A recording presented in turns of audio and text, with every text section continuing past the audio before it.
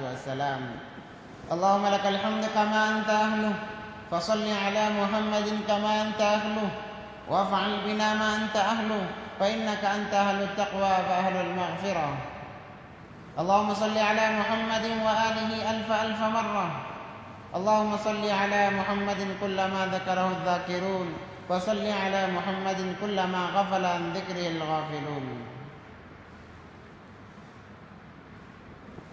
محترم و معزز سامعین کرام، بزرگان دین، اللہ تبارک و تعالیٰ کا بڑا احسان و فضل و کرم ہوا کہ اللہ تبارک و تعالیٰ نے ہمیں ایک موقع اپنے خلیل کی سنت کو زندہ کرنے کے لیے ہم تمام کو باقی رکھا ہے. یہ ایام خصوصی اعتبار سے حج کے ایام میں شمار ہوتے ہیں. جو مخصوص ایام حج کے بتائے گئے ہیں ان دنوں میں یہ شمار ہیں.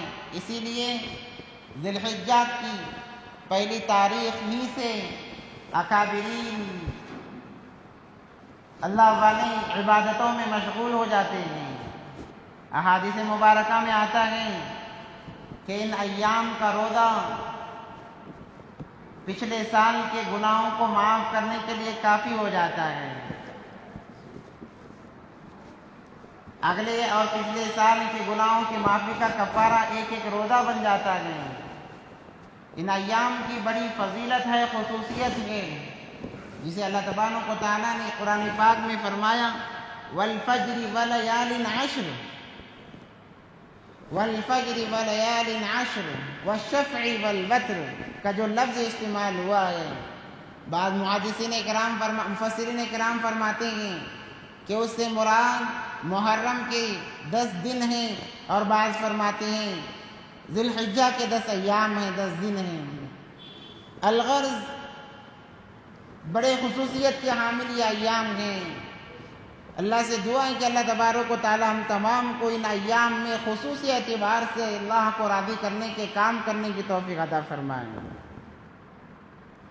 اور یہ ایام ہمارے لیے ہدایت کا ذریعہ بن جائیں، ہماری نجات کا ذریعہ بن جائیں.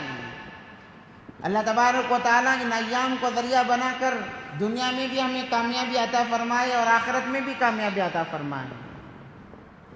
الغرض گزشتہ جمعے میں نے حضرت ابراہیم علیہ السلام کے متعلق ان سے اللہ کی جو محبت ہے، اللہ سے جو انہیں محبت تھی، اللہ سے جو لگاؤ تھا، اللہ سے جو قرب تھا، اس کے متعلق چند باتیں ارشاد فرمائی. اس میں سے یہ کہ جب ابراہیم علیہ السلام کو آزمایا گیا، بڑے بڑے 5 آزمائشوں سے حضرت ابراہیم علیہ نبینا علیہ السلام کو گزرنا پڑا. اس میں سب سے پہلے یہ جب انہوں نے توحید کو بلند کیا، انہیں آگ کے اندر ڈالا گیا. وہاں پر توکل علی اللہ کی مثال حضرت ابراہیم علیہ السلام نے پیش کی کہ اللہ پر کیسے بھروسہ کیا جاتا ہے. پچھلے زمانے کے جو واقعات قرآن پاک میں موجود ہیں، صحابہ کے جو واقعات ہیں، یہ قصے کہانیوں کے لیے نہیں سنائے جاتے بلکہ عبرت لینے کے لیے سنائے جاتے ہیں. تو حضرت ابراہیم علیہ السلام کا جو آگ کا قصہ ہے، انہیں نمرود نے جب آگ میں ڈالا تو توکل علی اللہ کا جو معاملہ حضرت ابراہیم علیہ السلام نے پیش کیا، رہتی دنیا تک کوئی مثال کوئی انسان پیش نہیں کر سکتا. اس سے ہمیں 2 باتیں سمجھ میں آتی ہیں. سب سے پہلے یہ بات کہ ہر معاملے میں، ہر وقت میں ہمیں اللہ پر توکل کرنا چاہیے، اللہ پر اعتماد اور اللہ پر بھروسہ کرنا چاہیے، کیونکہ کرنے دھرنے والی ذات صرف تنہا اللہ کی ہے.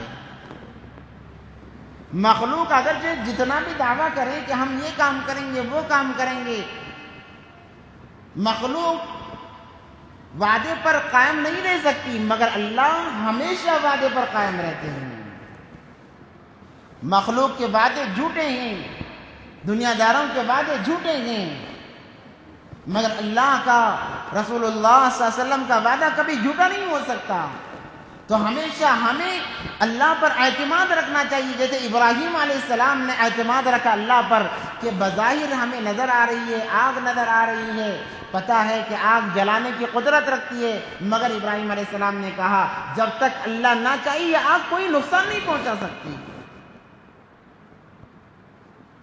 کیا اعتماد تھا حضرت ابراہیم علیہ السلام کا کہ انہوں نے کہا کہ اللہ ہر چیز پر اللہ تبارک و تعالیٰ کی قدرت ہے، اس آگ پر بھی اللہ کی قدرت ہے، وہ چاہیں گے تبھی ہوگا۔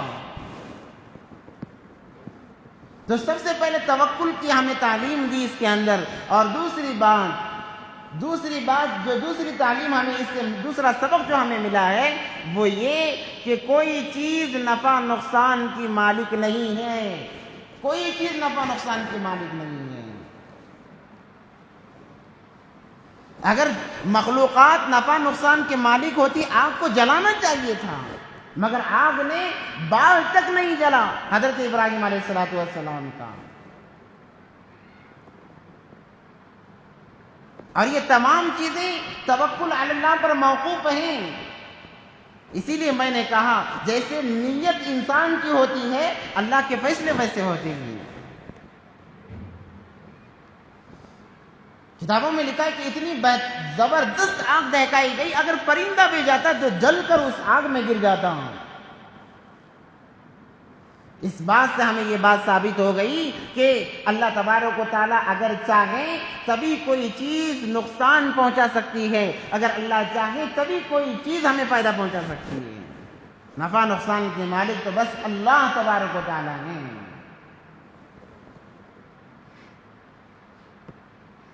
اور اس کے بعد میں نے کہا کہ اور بھی دیگر امتحانات سے حضرت ابراہیم علیہ نبینا علیہ السلام کو گزرنا پڑا۔ یہ محبت کی مثال ہے، یہ محبت کی مثال ہے کہ انسان کو زندگی ایسی گزارنی چاہیے جیسے انبیاء نے گزاری، صحابہ نے گزاری ہے۔ کیوں؟ اس لیے کہ جو کچھ ہمارے پاس ہے وہ تمام اللہ کا ہے۔ میں دعویٰ نہیں کر سکتا کہ یہ مال میرا ہے، میں دعویٰ نہیں کر سکتا کہ جو کچھ اللہ تبارک و تعالیٰ نے مجھے صلاحیت عطا فرمائی ہے وہ میری ہے، میں دعویٰ نہیں کر سکتا۔ ہر چیز اللہ کی دی ہوئی ہے۔ جو انسان کے پاس ہے، چاہے مال ہو، اولاد ہو، اہل و عیال ہو، عزتیں ہو، جو بھی چیزیں ہمارے پاس موجود ہیں وہ تمام کی تمام اللہ تبارک و تعالیٰ کی دی ہوئی ہیں۔ اسی لیے اللہ نے فرمایا ان اللہ اشتری من المؤمنین انفسہم، کہ اللہ تبارک و تعالیٰ نے ہمارے جان مال کو، تمام چیزوں کو اللہ نے خرید لیا ہے۔ یہ تمام چیزیں اللہ کی ہیں۔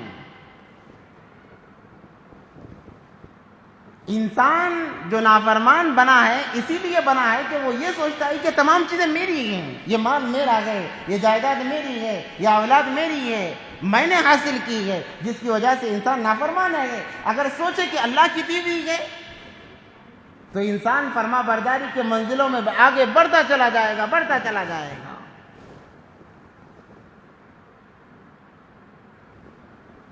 تو اللہ سے محبت انسان کے دل میں ہو۔ اللہ سے محبت کیوں؟ اس لیے کہ اللہ نے بن مانگے ہر ایک چیز ہمیں عطا فرما دی ہے۔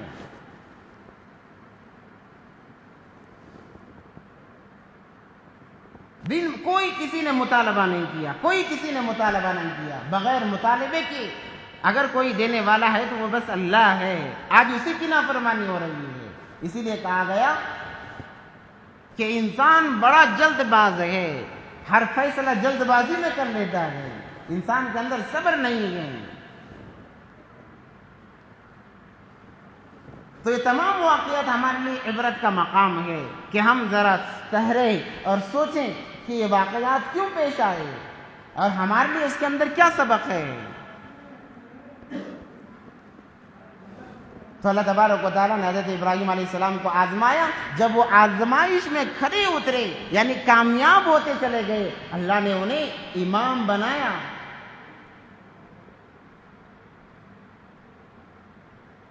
اللہ تبارک و تعالیٰ نے ساری انسانیت کا انہیں امام بنایا، جس کا تذکرہ اللہ تبارک و تعالیٰ نے قرآن میں فرمایا کہ وَإِذِ ابْتَلَىٰ إِبْرَاهِيمَ رَبُّهُ بِكَلِمَاتٍ فَأَتَمَّهُنَّ قَالَ إِنِّي جَاعِلُكَ لِلنَّاسِ إِمَامًا۔ جب حالات پر انسان جمع رہتا ہے نافرمانی کی طرف نہیں جاتا، اللہ تبارک و تعالیٰ اسے ایک عظیم مرتبہ عطا فرماتے ہیں، جیسے ابراہیم علیہ السلام کو عطا کیا گیا۔ مگر ہمارا ایمان اتنا کمزور کہ ذرا سے حالات آ گئے ہمارا ایمان بکھر جاتا ہے۔ تو سب سے پہلے توکل علی اللہ کی ضرورت ہے کہ اللہ پر اعتماد ہو ہر چیز میں۔ نفع نقصان کا مالک اللہ ہے، ساری دنیا مل کر ہمیں نقصان پہنچانا چاہے، اللہ نہ چاہے ساری دنیا نقصان نہیں پہنچا سکتی، ساری دنیا مل کر ہمیں فائدہ پہنچانا چاہے، اللہ نہ چاہے ساری دنیا مل کر ہمیں فائدہ نہیں پہنچا سکتی، ساری دنیا مل کر ہمیں ذلیل کرنا چاہے، اللہ عزت دینا چاہے، اللہ عزت دے کر رہیں گے، ساری دنیا مل کر ہمیں عزت دینا چاہے، اللہ ذلیل کرنا چاہے، اللہ ذلت دے کر رہیں گے۔ قل اللهم مالك الملك تؤتي الملك من تشاء وتنزع الملك ممن تشاء وتعز من تشاء وتذل من تشاء بيدك الخير۔ عجیب اللہ تبارک و تعالیٰ کی کارگری ہے، سمجھنے کی ضرورت ہے۔ بس ہم نے دنیا کو سمجھا، اس لیے دنیا کے لیے ہم اپنا جان مال سب کچھ لگانے کے لیے تیار ہیں۔ اللہ کو ہم نے نہیں سمجھا گئے، اللہ کی ذات کو ہم نے نہیں سمجھا گئے، اس لیے وقت نکال کر مسجد کو آنے ہمارا دل نہیں بولتا کہ بھئی چلو اللہ کو راضی تو کر لیں۔ تو الغرض اللہ تبارک و تعالیٰ نے ابراہیم علیہ السلام کو آزمایا، اس آزمائش میں یہ بھی ایک آزمائش تھی کہ ایک تو انہیں اولاد نہیں تھی، اولاد سے محروم تھے، 80 سال کی عمر ہو گئی، بیوی عمر رسیدہ ہو گئی، یا خود عمر رسیدہ ہو گئے، کوئی اولاد نہیں۔ بڑی منتوں کے بعد اللہ تبارک و تعالیٰ نے ایک اولاد دی جو حضرت اسماعیل علیہ السلام ہیں۔ اب آپ اندازہ لگائیں اتنے عرصے کے بعد کوئی اولاد ہو تو ظاہر محبت اولاد پر آتی ہی ہے، فطرت ہے انسان کی فطرت ہے کہ انسان اپنے اولاد سے بے انتہا محبت کرتا ہے، اور اگر اولاد بڑھاپے میں جا کر اولاد ہو محبت تو اور زیادہ بڑھتی چلی جائے گی۔ مگر ان انبیاء علیہ السلام نے، صحابہ اکرام نے اللہ کی محبت پر کبھی دنیا کی مخلوق کی محبت کو غالب نہیں کیا۔ اللہ کو یہ چیز پسند نہیں ہے کہ جب کوئی بندہ اللہ کی محبت پر مخلوق کی محبت کو غالب کرتا ہے اللہ اسے پریشانیوں میں مبتلا کرتے ہیں۔ اللہ کی محبت پر جب مخلوق کی محبت غالب آ جاتی ہے، مثال کے طور پر کہ اللہ کے لیے اللہ کو چھوڑ کر مخلوق کو راضی کرنے میں جب بندہ لگ جاتا ہے اللہ اس پر حالات دیتے ہیں جو کہ آج ہمارے اندر، ہم تمام کے اندر وہ صفتیں موجود ہیں۔ آج ظہر کی نماز چھوٹ گئی، کیوں؟ بچوں میں مصروف تھا۔ ظہر کی نماز چھوٹ گئی، کیوں؟ بیوی کے کام سے گیا ہوا تھا۔ نماز چھوٹ گئی، کیوں؟ کاروبار میں مصروف تھا۔ نماز چھوٹ گئی، کیوں؟ بزنس میں مصروف تھا۔ تو گویا اللہ کی محبت پر ہم نے مال کو ترجیح دی ہے، بیوی بچوں کو ترجیح دی ہے، ہماری زندگیاں کہاں سے سدھریں گی؟ حق تو یہ تھا کہ جب اللہ بلاتے، ندا آتی اللہ اکبر، کاروبار کو چھوڑ دیتے، بیوی بچوں کو چھوڑ دیتے، اہل و عیال کو چھوڑ دیتے، اللہ کی طرف آ جاتے۔ حق تو یہ تھا۔ جو انسان اذان کی آواز سن کر کاروبار میں مصروف، جو انسان اذان کی آواز سن کر بیوی بچوں میں مصروف، وہ اس بات کی علامت ہے کہ اللہ کی محبت پر وہ اپنی بیوی بچوں کو پہلے نمبر پر لا رہا ہے۔ کاروبار میں مصروف ہے تو اس کی علامت یہی ہے کہ اللہ کی محبت پر وہ کاروبار کو لا رہا ہے، مقدم کر رہا ہے، جو کہ انسان کی بربادی کا ذریعہ بن جاتی ہے۔ تو جب اولاد ہوئی تو بظاہر وہ بھی انسان سے محبت غالب آ گئی، اتنی غالب نہیں آئی کہ اللہ کو بلا بیٹھے، ذرا لمحہ بچے کی طرف متوجہ ہوئے، فرشتوں نے کہا اللہ آپ تو کہتے ابراہیم خلیل ہیں، یہ دیکھو اپنے بچوں کے ساتھ کھیل رہے ہیں۔ اللہ نے کہا کہ ایسا نہیں ہے، وہ میرا خلیل پہلے بھی تھا اور ہمیشہ رہے گا۔ تو چلو آزما کر دیکھیں۔ اللہ نے کہا کہ اے ابراہیم جاؤ اپنے بیوی بچوں کو غیر ذی زرع میں، جہاں پر درخت کا کوئی نام و نشان نہیں، جہاں پر پانی کا کوئی نام و نشان نہیں، انسان کا دور دور تک کوئی نام و نشان نہیں، جاؤ وہاں اپنے بیوی بچوں کو چھوڑ کر آؤ۔ چھوٹا بچہ ہے، ابھی ابھی پیدائش ہوئی ہے، اللہ کی طرف سے حکم آیا مگر قربان جائیں، اللہ کا حکم اور یہ نہ بجانا ایسا ہو سکتا ہے؟ کہا کہ چلو چلنا گئے، چلتے گئے چلتے گئے چلتے گئے، کئی میل چلے گئے، ایسی جگہ دور جہاں تک نظر جاتی کوئی درخت نہیں نظر آتا، پانی کا تو نام و نشان نہیں، ریتیلی زمین ہے۔ جس جگہ اللہ تبارک و تعالیٰ نے انہیں اشارہ کیا، آج جہاں پر صفا مروہ کی سعی کی جاتی ہے، چکر لگائے جاتے ہیں، دوڑا جاتا ہے، وہ اس زمانے میں غیر ذی زرع جگہ تھی، یعنی وہاں پر انسانیت کا کوئی نام و نشان نہیں تھا۔ آبادی تو اس کے بعد میں ہوئی ہے، آبادی کی ابتدا حضرت اسماعیل سے ہوئی ہے۔ تو الغرض ایسے بیابان میں حضرت ابراہیم علیہ السلام اب ایک بیوی ہے اور ایک شیرخوار بچہ ہے، ان کو چھوڑ کر آ جاتے ہیں۔ جو سامان تھا اور صرف اکیلے نہیں اللہ کے حکم کو پورا کرنے میں مصروف، بیوی بھی ساتھ دے رہی ہے۔ آج کی بیوی کیا کرتی ہے؟ اگر شوہر نماز کے لیے تیار ہو جائے، بیٹھو جی بعد میں جاؤ گے تو کتنا نماز پڑھتے ہیں۔ آج کی بیویوں کا یہ حال ہے، یا میں یوں کہوں تو بیجا نہیں ہوگا، زیادتی نہیں ہوگا، آج کے مرد کی جو نैیا ڈوب رہی ہے وہ بیویوں کی وجہ سے ڈوب رہی ہے کہ آج کی بیویاں مرد کا مال بھی ضائع کر رہی ہیں، ان کا ایمان بھی ضائع کر رہی ہیں، ان کے اعمال بھی ضائع کر رہی ہیں۔ جو عورتیں میری بات کو سن رہی ہیں وہ کان کھول کر سن لو، کل قیامت کے دن ان کا وبال بھی تم پر پڑنے والا ہے۔ اللہ پوچھیں گے، مؤذن اذان دے رہے تھے، تم بیٹھی سن رہی تھی، تم نے کیوں انہیں یہ حکم نہیں دیا؟ تم نے کیوں اپنی فرمائش نہیں کی کہ جاؤ آپ بھی جا کر نماز پڑھ کر آؤ؟ اگرچہ شوہر نہ مانے وہ بات الگ ہے، یاد دلانا تمہاری ذمہ داری تھی۔ جیسے کام پر جانے کے لیے تم یاد دلایا کرتی ہو، جیسے زیورات خریدنے کے لیے تم یاد دلایا کرتی ہو، اپنی ضرورتوں کو پورا کرنے کے لیے یاد دلایا کرتی ہو، نمازوں کے لیے بھی تمہیں یاد دلانا تھا، تم نے کیوں یاد نہیں دلایا؟ یہ تم سے پوچھو گی، کان کھول کر سن لیں۔ وہ بیوی بھی اللہ والی تھی، کہنے لگی آپ یہاں پر چھوڑنے کے جو آداب بتائے گئے کہ بات نہ کرنا، بتانا نہیں، کچھ بات نہیں کرنا ہے، جانا ہے، چھوڑ کر آ جانا ہے۔ جب ابراہیم علیہ السلام واپس مڑ کر جانے لگے تو بیوی نے کہا کہ یہ اللہ کا حکم ہے؟ انہوں نے صرف منڈی ہلائی، کہنے لگی جب اللہ کا حکم ہے آپ بے فکر ہو کر چلے جائیے، میں ہوں، میرا اللہ ہے، بس میرے لیے یہ کافی ہے، یہ توکل ہے، یہ توکل ہے۔ جب جو سامان تھا، ساز و سامان تھا، کتنے دن آتا ساتھ میں، ختم ہو گیا، پیاس لگتی، بچہ روتا، پانی ماں نہ پیے تو دودھ کہاں سے آئے گا؟ دودھ نہ آئے تو بچہ کیسے برداشت کر سکتا ہے؟ آج بڑا برداشت نہیں کر سکتا، اس لیے تو روزوں سے جی چراتا ہے۔ یہ بھی ایک قسم کا چور ہے، آج کا مسلمان چور ہے، روزوں سے جی چراتا ہے، نمازوں سے جی چراتا ہے۔ بس چوری، کسی کا مال لوٹ گیا اسی کو چوری نہیں کہتے، یعنی روزے نہ رکھنا یہ بھی ایک قسم کی چوری۔ حدیث میں آتا ہے کہ سب سے بدترین چور وہ ہے جو نماز میں چوری کرے۔ اب آپ سمجھیں گے کہ نماز میں کیا چیز ایسی ہے جس میں چرایا جائے؟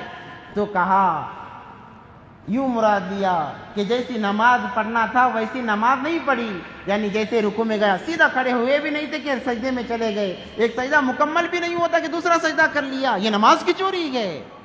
تو روزہ نہ رکھنا یہ روزے کی چوری ہے، زکوٰۃ نہ دینا یہ زکوٰۃ کی چوری ہے، قربانی کے ایام میں قربانی نہ دینا یہ قربانی کی چوری ہے۔ دنیا کی چوری دنیا کے لوگ نمٹائیں گے، دین کی چوری اللہ نمٹائیں گے۔ تو مال ساز و سامان ختم ہو گیا، اب لالے پڑنے لگے کہ اب کیا کیا جائے، اب کیا کیا جائے۔ ایک دن 2 دن گزر گئے، جب ماں برداشت سے باہر ہو گئی کہ قطرہ دودھ نہیں آ رہا ہے، بچہ بلک رہا ہے، بچے کی زبان باہر آ گئی پیاس کی وجہ سے، بھوک کی وجہ سے، تو ماں کی ممتا تو بہت اعلیٰ ہوتی ہے، ماں کو برداشت کے باہر ہو گیا، تو ماں پریشانی کے عالم میں، 2 پہاڑ تھے، ایک صفا ایک مروہ، 2 پہاڑ تھے، تو ماں دوڑ لگائی حضرت حاجرہ نے، کبھی صفا پہاڑ پر دوڑتی اور چڑھ کر دیکھتی کوئی انسان نظر آئے تو کوئی پانی کا انتظام کر لوں، اور جب بچے کی آواز آتی دوڑ کر بچے کے پاس آتی، اور بچے کی حالت دیکھ کر پھر رہا نہیں جاتا، پھر صفا پہاڑی پر دوڑ لگاتی اور وہاں جا کر چڑھ کر دیکھتی کوئی انسان ہو تو کچھ انتظام کر لوں، دوڑ لگا رہی ہے، ادھر دوڑ رہی ہے ادھر دوڑ رہی ہے، بچہ بلک رہا ہے، ایڑیاں رگڑ رہا ہے، اللہ تبارک۔ اور کبھی ان ایام میں اللہ کی نافرمانی نہیں، یہ بات یاد رکھیں۔ آج کا مسلمان کیا کرتا ہے، ذری سے حالات آ گئی، اللہ کو بس ہم ہی ملے تھے کہ ہم پر اتنی پریشانی ڈالنا تھا، کیا ہم ہی ملے تھے اللہ کو پریشان کرنے کے لیے کہ اللہ نے ہمیں اتنا پریشان، ذرا سے حالات پر ہم نافرمانی پر اتر آتے ہیں، کفریہ الفاظ ہمارے زبان سے نکل جاتے ہیں، وہاں بچہ بلک رہا ہے، کھانے کا نظام نہیں، پانی کا نظام نہیں، مگر اف تک نہ نکلا زبان سے، دوڑ رہی ہیں۔ اللہ کو یہ عذاب پسند آئی، اللہ تبارک و تعالیٰ نے جبرائیل امین کو بھیجا، جبرائیل امین آئے اور ایک پر مارا، ان کے ایڑیوں کے نیچے سے پانی ابلنے لگا، جہاں پر پانی کا کوئی نام و نشان نہیں تھا، جسے ہم آب زمزم کہتے ہیں۔ اور یہ اس پانی کو زمزم کا نام کیوں دیا گیا؟ دوسرا بھی تو نام دے سکتے تھے۔ تو جیسے ہی جبرائیل علیہ السلام نے پر مارا اور ایڑیوں سے پانی کا چشمہ ابھرنے لگا، وہ تو صفا کے پہاڑی پر موجود تھی، انہیں پانی نظر نہیں آ رہا تھا، جب کوئی انسان نظر نہیں آیا تو دیکھا کہ بچے کی رونے کی آواز کم ہو گئی، دوڑ کر آئی، آ کر دیکھا تو پانی کا چشمہ ابھر رہا ہے، پانی بہ رہا ہے، تو فوراً انہوں نے یہ کیا کہ ایک باندھ کی طرح باندھ کر پانی کو رکانا چاہا، مگر وہ اللہ کی طرف سے تھا، وہ کہاں سے رکتا؟ جب پانی رکنے کا نام و نشان نہ لیتا تو ان کی زبان سے نکل پڑا کہ زم زم زم زم زم زم، تو اس کا نام آب زمزم پڑ گیا۔ آج اس پانی کے اندر اللہ تبارک و تعالیٰ نے 70,000 بیماریوں میں سے شفا رکھی ہے، اور آب زمزم جس نیت سے پیا جاتا ہے اللہ تبارک و تعالیٰ اس نیت میں کامیابی عطا فرماتے ہیں۔ اخلاص کے ساتھ میں اس پانی کو جس نیت سے آپ پیو گے، کبھی ایسا نہیں ہوا کہ وہ نیت پوری نہ ہوئی ہو، شرط یہ کہ نیت صحیح ہو، ارادہ صحیح ہو۔ وہ بھوکے کے لیے کھانا ہے، بیمار کے لیے شفا ہے، 70,000 بیماریوں سے شفا اس پانی کے اندر اللہ تبارک و تعالیٰ نے رکھی ہے۔ علماء فرماتے ہیں وہ پانی دنیا کا نہیں، وہ تو آب کوثر کا پانی ہے۔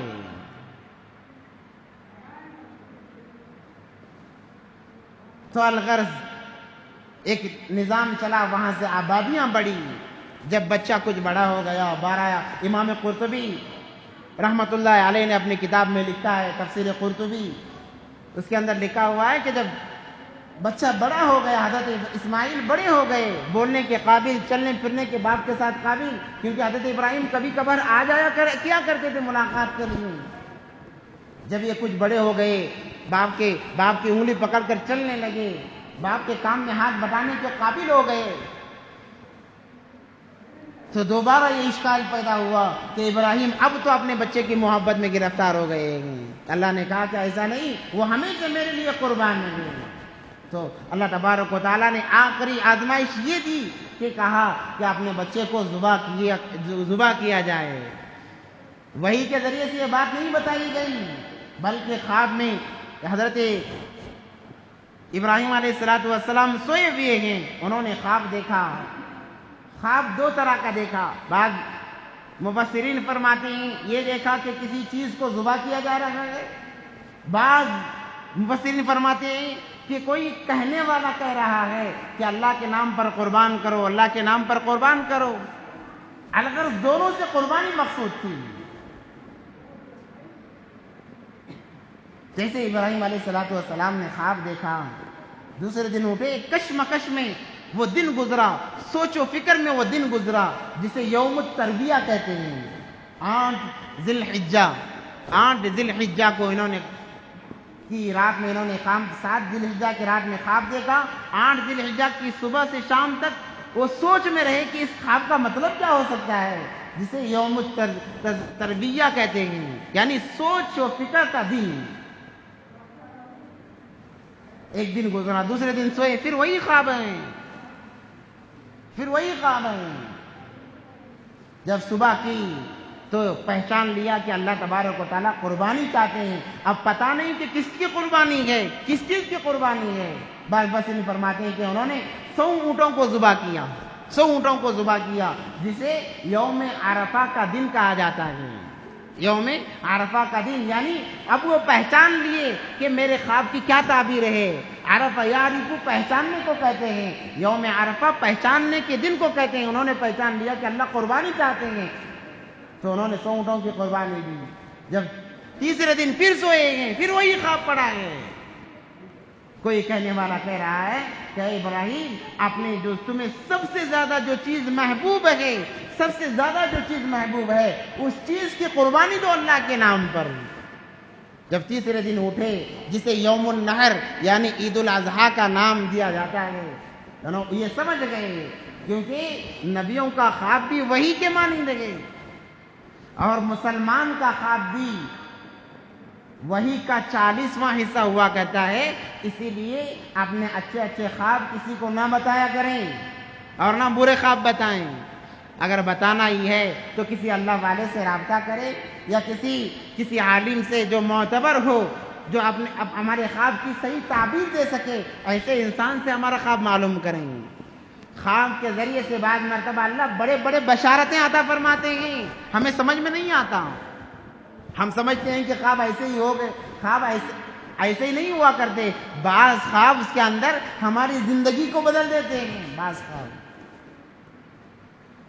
حضرت یوسف علیہ السلام کا قصہ مشہور کہ بادشاہ نے خواب دیکھا کہ 7 گائیاں ہیں جو دبلی پتلی ہیں، اور 7 گائیں موٹی تازی ہیں، اور موٹی تازی گائیں دبلی پتلی گائیوں کو کھا رہی ہیں۔ عجیب خواب تھا۔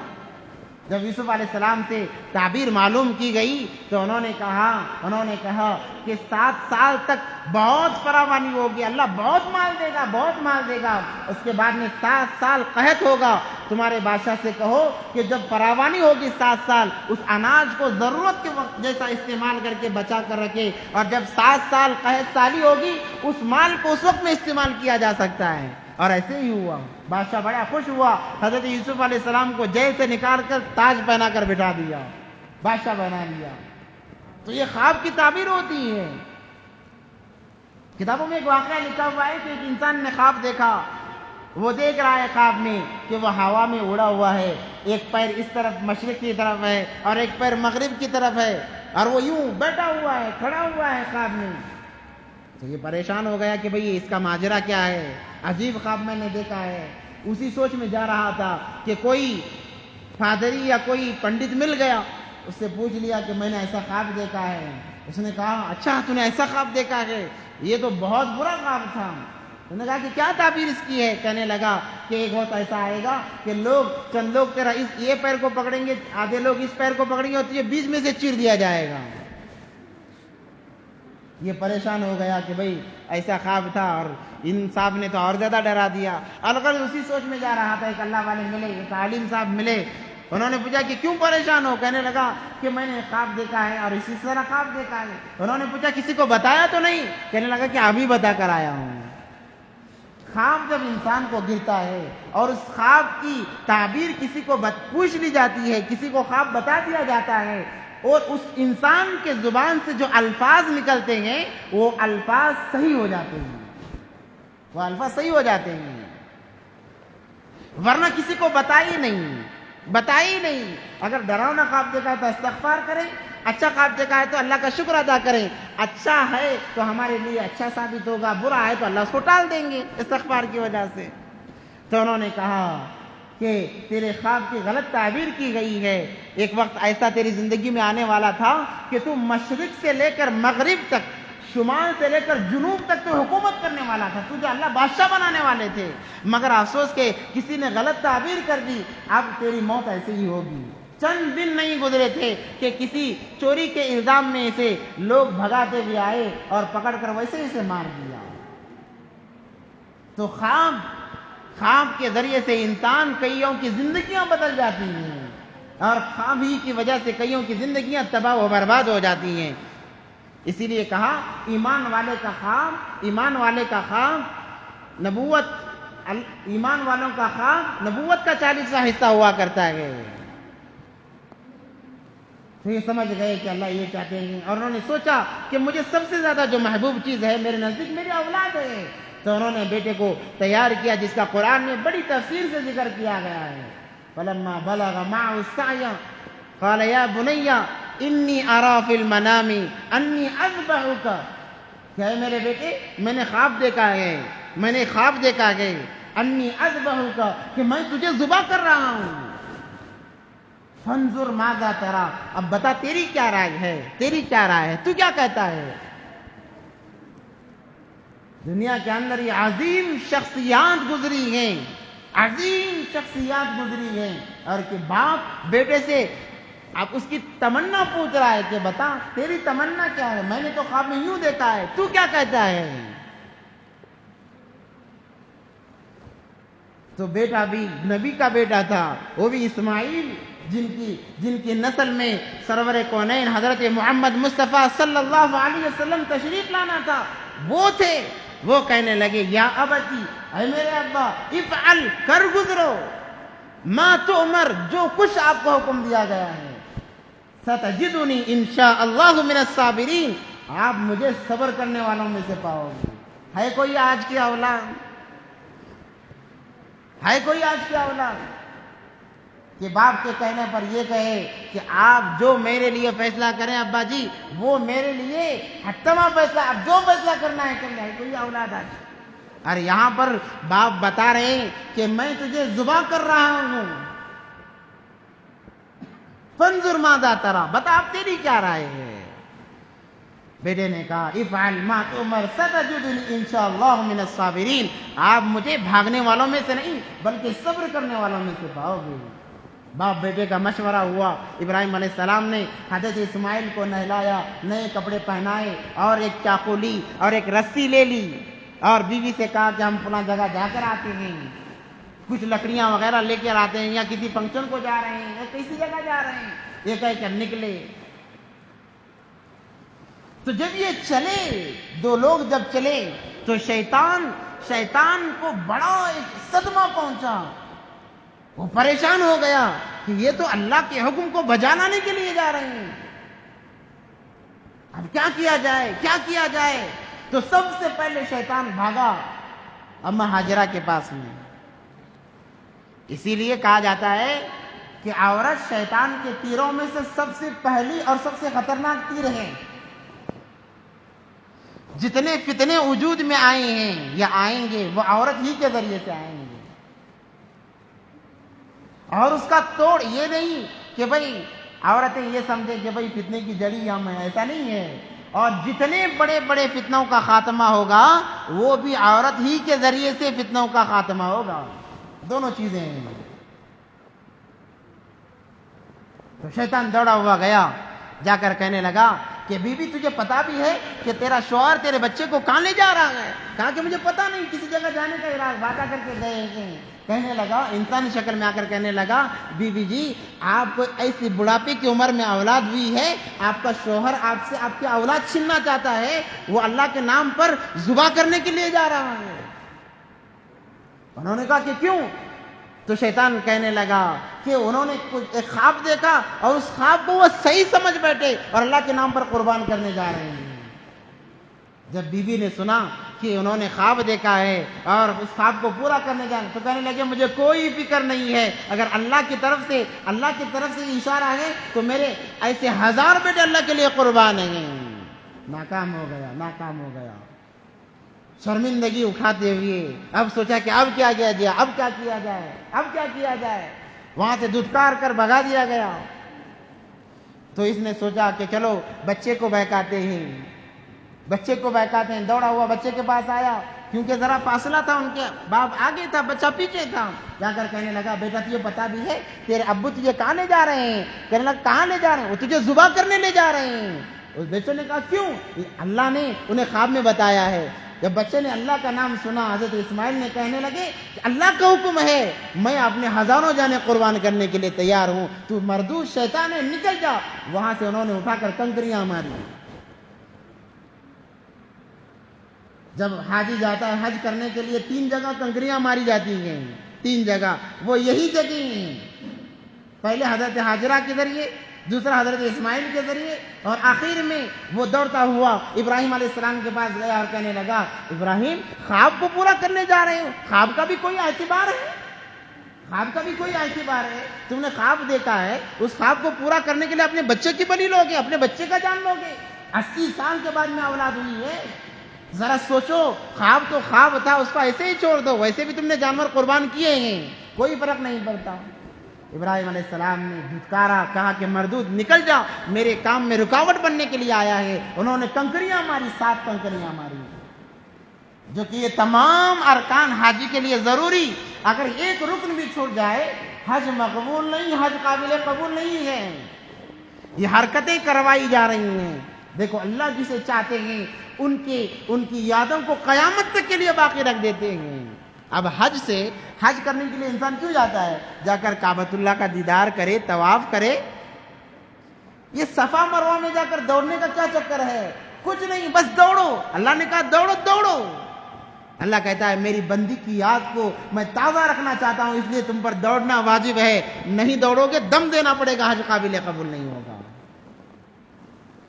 اب گئے، ایک دیوار بنی ہوئی ہے وہاں پر، اس دیوار کے پاس کھڑے ہو کر پتھر مار رہے ہیں، کنکریاں مار رہے ہیں، کنکریاں مار رہے ہیں۔ بھئی یہ کیا چکر ہے، کنکریاں کیوں ماری؟ کوئی نظر تو کوئی نہیں آ رہا ہے۔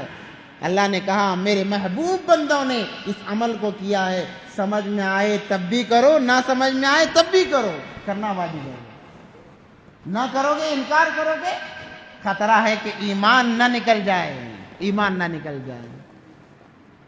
تو الغرض ابراہیم علیہ السلام اپنے بچے کو لے کر چلے، لے کر جانے کے بعد میں وہاں پر جیسے بچے کو سوال و جواب، دوبارہ سوال و جواب ہوئے، بچے نے کہا افعل ما تؤمر، آپ کر گزریے جو کچھ کرنا گئے، ستجدنی انشاءاللہ من الصابرین، آپ مجھے صبر کرنے والوں میں سے پائیں گے، آپ بے فکر رہیے، قربان کر دیجیے۔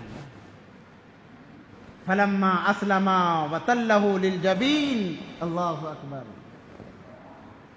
جب دونوں نے اس بات کو تسلیم کر لیا کہ اب قربانی کرنا گئے، بیٹے کہنے لگے ابا جان وتلہ للجبین، کہنے لگے کہ میں یوں کروٹ لیٹتا ہوں، سیدھی کروٹ سے لیٹتا ہوں، آپ میرے پاؤں باندھ دیں کہیں میں حرکت نہ کروں، آپ میرے ہاتھ باندھ دیں کہیں میں حرکت نہ کروں، آپ کو دشواری ہو، میں جبہ نکالتا ہوں، جب میں مر جاؤں، میں ختم ہو جاؤں، میرا جبہ لے جا کر میری والدہ کو دے دینا، اور انہیں کہنا کہ صبر کریں، اللہ انشاءاللہ اس کا بدلہ دے گا۔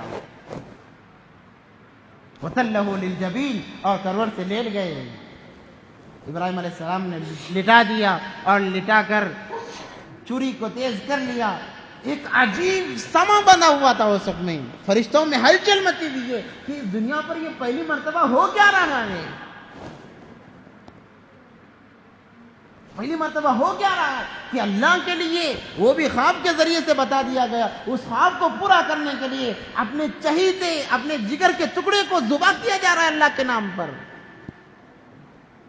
سارے فرشتے، حالانکہ فرشتوں کے اندر احساس کا مادہ نہیں ہے، احساس کا مادہ نہیں ہے، مگر بعض علماء فرماتے ہیں کہ اس عالم کو دیکھ کر فرشتوں کے اندر ایک عجیب کیفیت ابھر آئی کہ یہ کیا ہونے جا رہا ہے، کیا کوئی اللہ کے لیے اتنا سب کچھ کر سکتا ہے، اتنا بھی کر سکتا ہے، یہ بھی کر سکتا ہے اللہ کے لیے۔ جس کے دل میں اللہ کی محبت ہوتی ہے وہ سب کچھ کر سکتا ہے۔ ابراہیم علیہ السلام نے کر کے بتایا، کہا ان صلاتی، اے میرے اللہ، میری نمازیں، و نسکی و محیائی و ممات، میرا رہنا، میرا اٹھنا، میرا بیٹھنا، میرا چلنا، میرا پھرنا، میرا بولنا، میرا سننا للہ رب العالمین، یہ اللہ تیرے لیے، تو جیسے چاہے گا ویسے میری زندگی ہے، للہ رب العالمین۔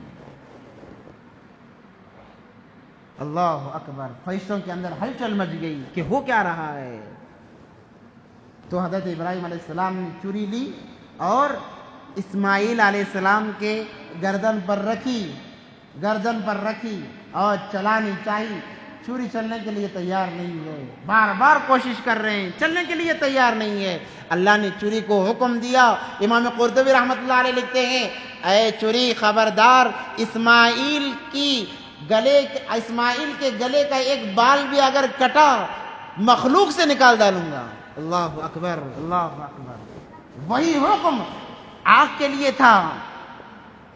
تھا، یا نار کونی بردا وسلام علی ابراہیم، اے آگ خبردار، میرے ابراہیم کا ایک بال بھی اگر جلا تو مخلوق سے تجھے نکال پھینکوں گا۔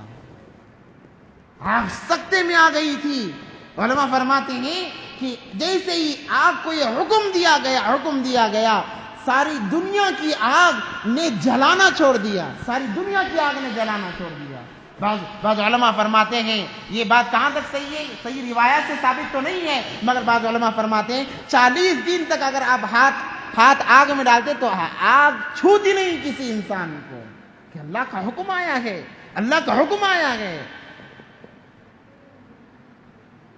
اللہ نے چوری کو کہا کہ خبردار، اگر ایک بال بھی کٹا تو مخلوق سے نکال ڈالوں گا۔ چوری مجبور ہے، ابراہیم زور لگا رہے ہیں، کرنے کا نام و نشان نہیں۔ جب اسماعیل علیہ السلام نے دیکھا، کہنے لگے ابا جان شاید آپ کو تکلیف ہو رہی ہے، آپ اپنے آنکھوں پر پٹی باندھ دیجئے۔ کیا کیجئے؟ آپ اپنے آنکھوں پر پٹی باندھ دیجئے اور مجھے منہ کے بل لٹائیے، منہ کے بل، گویا یوں بالکل یوں سینہ زمین پر لگا کر اور میرا چہرہ اٹھا کر آپ چھری چلائیے، کاٹنے میں آسانی ہوگی۔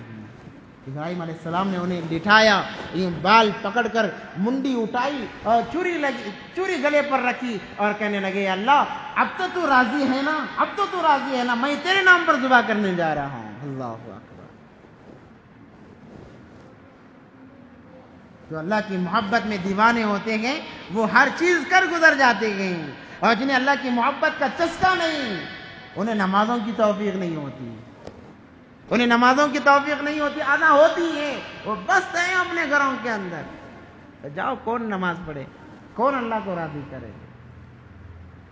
بعض جگہ اسرائیلی روایت میں یہ روایت بھی آئی ہے، ملتی ہے کہ ابراہیم علیہ السلام نے دیکھنے کے لیے جب پتھر پر یوں مارا تو پتھر 2 ٹکڑے ہو گیا، اتنی تیز چوری ہے۔ تو ابراہیم علیہ السلام چوری سے گویا ہی ہو گئے، اے چوری تجھے ہو کیا گیا ہے، تو کاٹتی کیوں نہیں ہے؟ تو اللہ نے چوری کو زبان دی، وہ کہنے لگی اے خلیل آپ 1 مرتبہ کہتے ہو کاٹو، میرا اللہ 70 مرتبہ کہتا ہے نہ کاٹو، کس کی سنوں؟ آپ 1 مرتبہ کہتے ہو کاٹو، میرا اللہ 70 مرتبہ کہہ رہا ہے کہ نہ کاٹنا، خبردار، تو میں کس کی سنوں؟ ابراہیم علیہ السلام نے زور لگایا اور چوری سہبارہ جب چلائی، پل جھپکنے کے برابر دیکھا کہ اسماعیل الگ ہیں، ایک دمبا کٹا پڑا ہوا ہے، جب پٹی کھولی تو دیکھا کہ دمبا پڑا ہوا ہے اور ندا آ رہی ہے۔ اللہ اکبر، اللہ اکبر، اللہ اکبر۔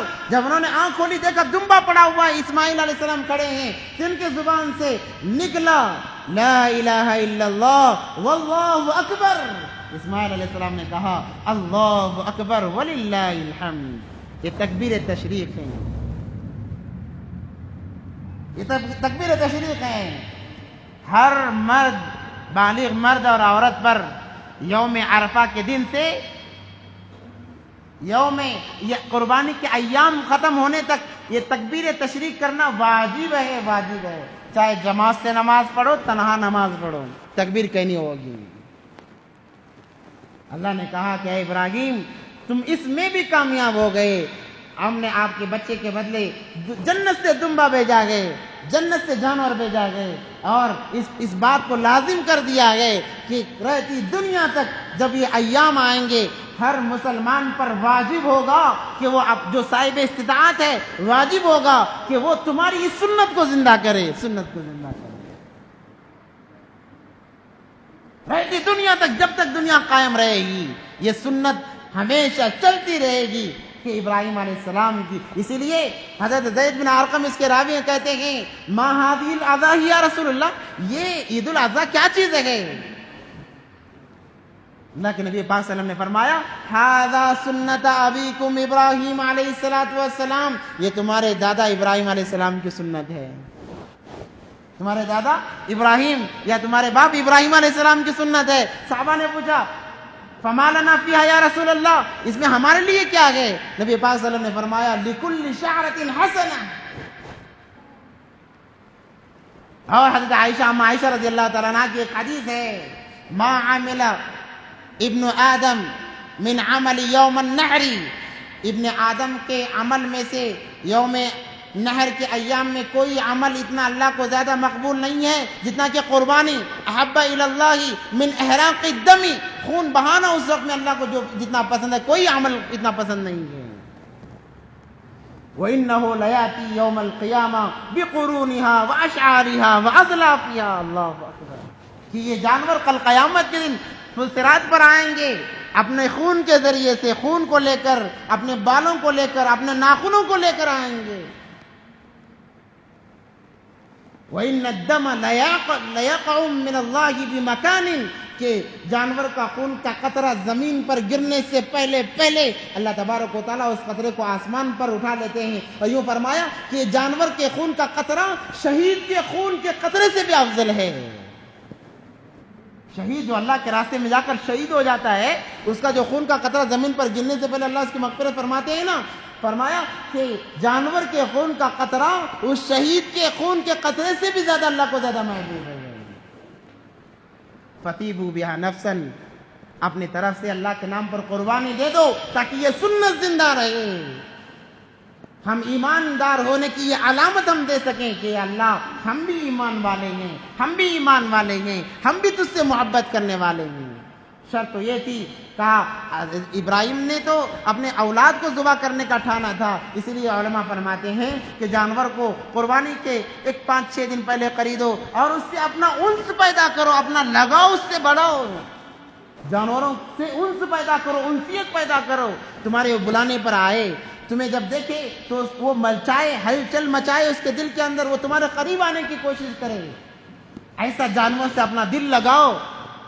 اور جب قربانی کا دن آئے، یوم النحر یعنی عید الاضحیٰ، نماز پڑھ کر آؤ تو آ کر اس جانور کو لٹاؤ اور دل میں کہو یا اللہ تیرے ابراہیم نے اپنے بیٹے کو لٹایا تھا، اے اللہ یہ جانور میرے بیٹے جیسا ہے، میں اسے تیرے راہ میں قربان کر رہا ہوں. چھری چلاؤ، اللہ کو کتنا پیار آئے گا. اللہ اکبر.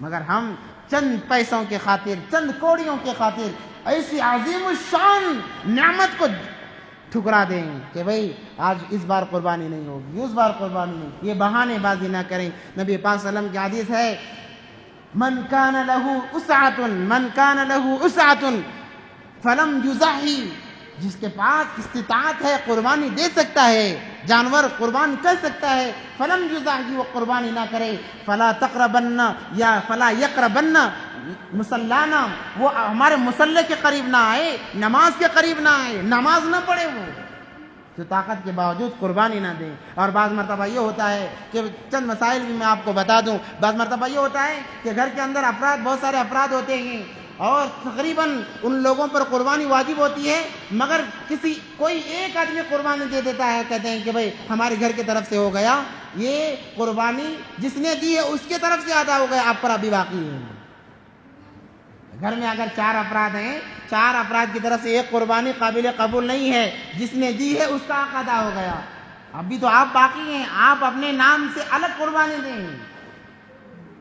اگر بڑا جانور قربان کیا جا رہا ہے تو اس کے اندر 7 حصے لے سکتے ہیں. اگر ایک جانور قربان کر رہے ہیں تو پورے گھر کی طرف سے ایک جانور قربان نہیں کیا جا سکتا. اور بعض حضرات یہ سوال کرتے ہیں کہ بھئی ہم پہلی مرتبہ قربانی دے رہے ہیں تو کس کے نام پر، اللہ کے نام پر یا نبی کے نام پر دیں؟ بھئی ہر جانور کو اللہ کے نام پر قربان کرنا ہے، اور قربانی واجب نبی پر نہیں ہے، ہم پر واجب ہے. ہاں نبی پاک صلی اللہ علیہ وسلم کا ہم پر حق سب سے زیادہ ہے، وہ بات الگ ہے، تو اور ایک قربانی کرو جو اللہ کے نبی کے نام سے ہو، مگر سب سے پہلے مقدم اپنے اوپر جو واجب ہے اس کی ادائیگی کرو، اس کی ادائیگی کرو. کہ پہلے اپنے نام سے دو، اس کے بعد نبی کے نام سے دو۔